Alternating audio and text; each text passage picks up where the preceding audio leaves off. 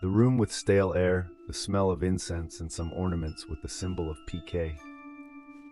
There was a small barrel. Inside the barrel, Pakdarmo began to open, and Anton was surprised.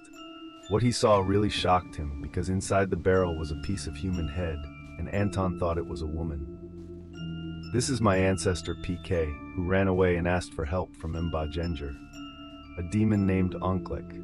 It is a family tradition to give birth to the first child from Mba.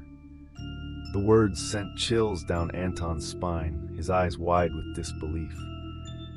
What he thought was marrying the beautiful woman of his dreams was instead being asked to freefall down a dark path. As the days went by, Anton tried to be patient and accept, but his heart could not accept even a speck of ink that he was not willing to make alliances with the demons and demons of his in-laws' family. Even imagining that his son would become a sacrifice, he did not dare. In the house, Anton was depressed by the chanting of Genjer every night. Until 2 months passed, he decided to divorce Uni and return to his parents' house. Long story short, months later this news began to filter out to the public. Residents furiously raided Mr. Darmo's residence. I, who was having coffee at Anton's place, was shocked. What was even more surprised was that Anton heard the situation. My wife is pregnant and about to give birth. I have to save my wife, Anton said loudly while crying. Immediately we went to Mr. Darmo, but when they were about to enter the terrace, there were already many residents who had gathered carrying various sharp weapons and clubs while shouting, "Bastard! Metuo!" Because the situation in front of the house was not conducive, Anton invited me and Aldo to go through a secret path he said was located in the back garden of his house where no one was there because of the thick bushes. Aldo and I immediately followed Anton into the room where he said the ritual was taking place. The smell of incense, Genjer songs, and the unpleasant air of the house greeted us. And when we opened the door, we were all surprised. In front of a jug, Uni stood carrying a baby whose umbilical cord had not been cut. Her eyes were completely black, and from her mouth she was still singing Genjer. Yun, realize Yun is Stefar Yun, Anton said while hugging Uni with tears. Uni just stood still singing the Genjer song. Uni still lowered her head. When Anto tried to see Uni's face, he was immediately stunned backwards. Astaghfirullah. Uni's face looked scary. Her eyes were all black and the child she was carrying looked lifeless. Until the end, Uni only sang and occasionally laughed in an ear-splitting tone. Aldo and I, who could not bear to see the incident, tried to check the whole house, and there was no one but Uni. We returned to the room. When I arrived, I saw Uni getting crazy. I said to myself, Uni is no longer the Uni I used to know. She has turned into a woman of hell, a woman who allied herself with the devil in order to inherit the family tradition, worshipping an invisible monstrous figure. A few months later, I learned that Uni had been admitted to a psychiatric hospital. Mr. Darmo's house was left empty, and the family's existence became a mystery as if it had disappeared into thin air. The authorities at Anton's request also tried to prevent this news from spreading any further. All the mystery of this story is now just a byword and an urban legend in our area. A story where for generations the first daughter of each generation had to become a sacrifice for worship. Many skeletons were found of various sizes under Mr. Darmo's house. When I was about to go home from the Scout extracurricular activities at 6 p.m., just before Maghrib, I saw my classmate sitting and writing on the blackboard. A word is not just that. I seemed to be observed by many people sitting and staring at my friend, but only in the form of black shadows mixed with the light of dusk. I still get goosebumps when I remember it. I have a classmate named Uni in 8th grade. Uni is an outgoing and jolly child. Not only that, Uni was also popular because she was very beautiful. She had a sister a year younger named Naura who also attended the same school as us. They, Uni and Naura, are arguably the children of wealthy people. How not to say rich people, because every time they go to and from school, they are always picked up by a luxury car. But behind the popularity of these beautiful sisters there is an issue that might give goosebumps to some people. If you are given money by Uni or Naura, don't accept it, just reject it subtly. A word that is no longer a secret, but rather a taboo and pamali in our school. Where did it come from? I don't know, but it's a kind of obligation for all of us who go to school here, or even the teachers who teach to obey it. Even the principal emphasized this without the knowledge of Uni and Naura. A short story. The family of Uni and Naura has many businesses, one of which is the bus transportation business. Either another fact or just nonsense news started when I was about to get a massage because I sprained my ankle playing futsal. And I just found out that the masseur who was called was a regular from Uni's family. When I was massaged, I heard stories from this Miss Masseur while chatting with my father. Sir, do you know Mr. Darmo's family? Originally there were 3 children, but only 2 were introduced to the public. I was a little surprised to hear that. Mr. Darmo, I know, is only one person, and that is Uni's father, the richest man in our sub-district. I listened again to the story of this masseur who was named Pak Kasno. From Pak Kasno's story, it turned out that there was another child from Pak Darmo's family who was hidden. Her name was Kantil. She was a girl and the first child in the family, but her existence and even her name were kept tightly by Pak Darmo. Pak Kasno told me that this Kantil had died at the age of 17-20 years. Kantil died after 2 months of marriage. I didn't think much of the story. I considered it just a dark side of Mr. Darmo's family. Long story short, 10 years later, I got news while still working at the campus. Uni turned out to be married, and her husband was Anton, our senior in high school. But strangely, their marriage was only 2 months old. Even then, I heard it from Aldo, a neighbor and Anton's best friend. Aldo also whispered a secret about why Uni and Anton divorced. From what I heard, Uni's family told Anton to worship something at Mr. Darmo's house. I immediately got goosebumps hearing it. Not only that, Aldo also told me that when Uni and Anton had children later, they had to sacrifice their child to a figure worshipped by their family. Is that really true? There are people like that in this area. Even though I know Uni well, and she used to be not a strange child, I said I told you, remember back in junior high school when I came home from Scouts? He said you saw Uni in the classroom while singing the song Genjer Genjer. Aldo said I was a little silent while remembering it. It's true that I only told Uni who sang, but I didn't tell her the whole thing I saw. I used to see Uni right at 6 a.m. towards the end of the afternoon. I saw her sitting while writing on the blackboard. A word Genjer Genjer, not only that. I seemed to be observed by many people sitting and staring at my friend, but it was only a black shadow mixed with the light of syrup time. I tried to approach Uni and greeted her with Yun.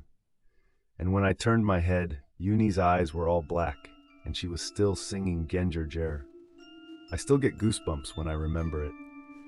Because I was just silent, I was invited by Aldo to go to Anton's house. Aldo planned to ask what happened to Anton at Mr. Darmo's house. Long story short, Aldo and I visited Anton's place. Anton, who I knew to be jolly, turned into a quiet and dreamy person. Really, I seemed to see someone else. Sometime we talked. Aldo also asked Anton to tell everything that Anton experienced at Mr. Darmo's house. At first, Anton was reluctant to tell, but in the end he melted because of my persuasion and Aldo. Anton told me that at the beginning of his marriage to Uni, it was normal like any other bride. But after 1 week, everything changed when Anton and Uni were asked by Mr. Darmo to come to a back room in the house. When I was a kid, I lived in Sapanis for almost 5 years. I lived in an orphanage, and when I was in junior high school, we had the opportunity to play outside the orphanage during our free time on Saturdays or Sundays. With one condition, we had to get home before Maghrib. Previously, we had heard stories from our seniors about a place called Luxpra, a Dutch heritage hospital that was used to treat patients with lung disease and tuberculosis. They told me how scared they were when they passed by that place, and stupidly my 3 friends and I wanted to go there to prove it. We'll tell you later if you come there yourself. Pharrell encouraged us. I'm coming too. It's okay if it's afternoon, said Lita, who also joined us during our conversation at school. She wasn't from the orphanage, but we went to the same school. August and I had no intention of refusing. My curiosity was the same as theirs. My principle is, as long as it's still light out, there's no reason to be afraid. To reach the place, we only needed to take one public transportation with a travel time of only 15 minutes. We arrived at Larkspur around 3 in the afternoon. The sun was still quite high, but the shadows from the old trees around the place were already starting to give it a gloomy feel. The hospital building looked haunted from a distance. The walls were cracked, the roof was partially collapsed, and the windows had holes in them, like empty eyes watching our every move. It's quite scary too, if you look closely, Agus said with a gulp. But we've arrived. Don't turn back now, Pharrell said, his voice steady despite his hesitant steps. We approached the large rusted gate. The fence chained, but there was a small gap so kids like us could still sneak in. In front of the hospital's main entrance, the air was still shining brightly. Lita's grip felt cooler despite the sun on my arm. I have a bad feeling, she whispered them. Once we stepped inside, the atmosphere changed drastically. The smell of dampness, like a room that hadn't been cleaned in a long time, mixed with a strange odor, similar to old medicines. The long hallway in front of us seemed deserted, but there were faint sounds like footsteps or weak sighs from dark corners that we couldn't see. Who's walking behind us?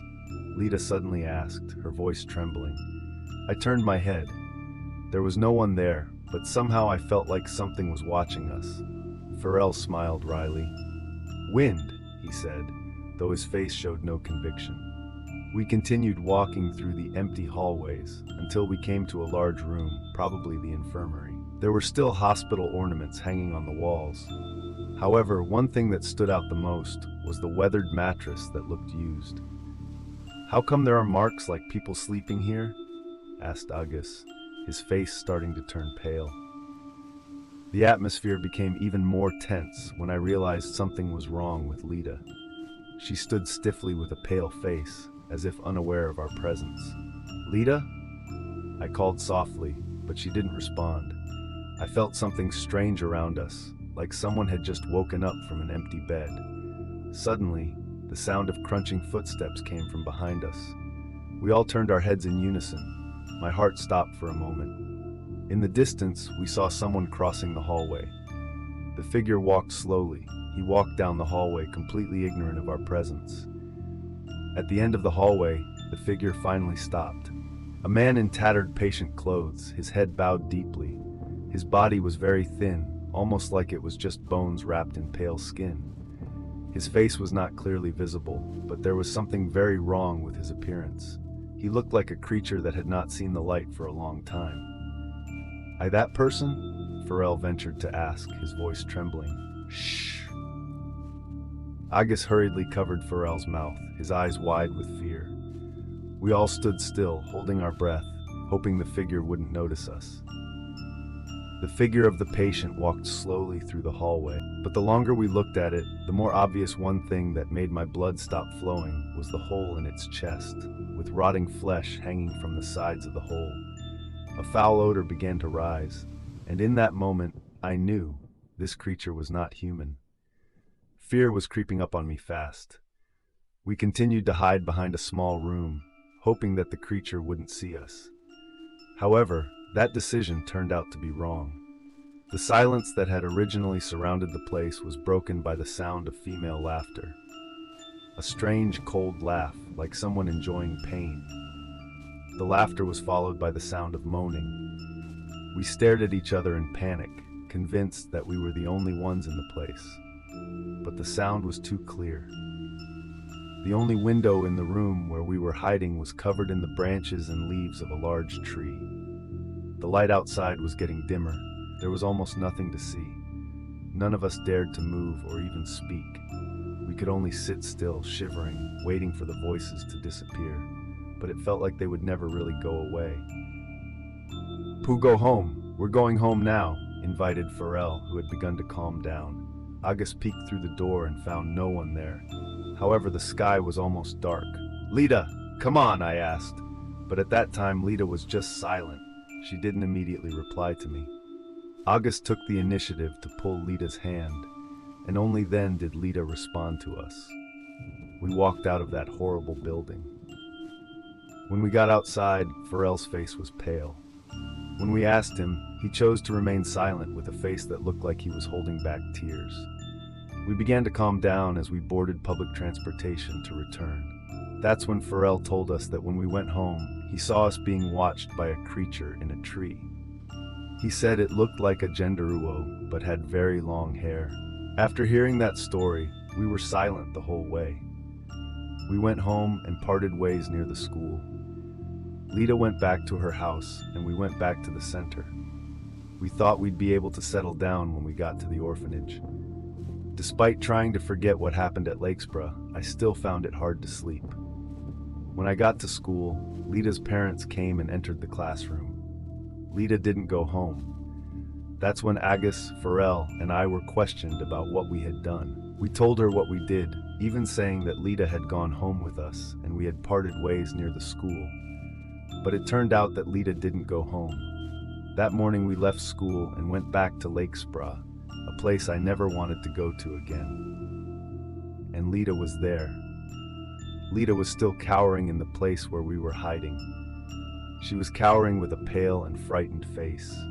His body was so cold and his mother rushed to hug him. I asked her how she could be there again. With her body shaking violently and a worried look in her eyes, Lita answered, "They called me here." She mumbled over and over again, "I have to go back." Lita was taken home and missed a few days of school, but luckily she made a full recovery. One thing was for sure, that abandoned Lakesborough was no place to play around. From then on, we didn't dare go near the place again. It was only later that it was discovered that many others had similar experiences. There are several news portals that also tell that the place is inhabited by figures that make no sense, ranging from Dutch noni, female genderuwo, to the sight of fireballs floating around. Some articles that also tell the haunted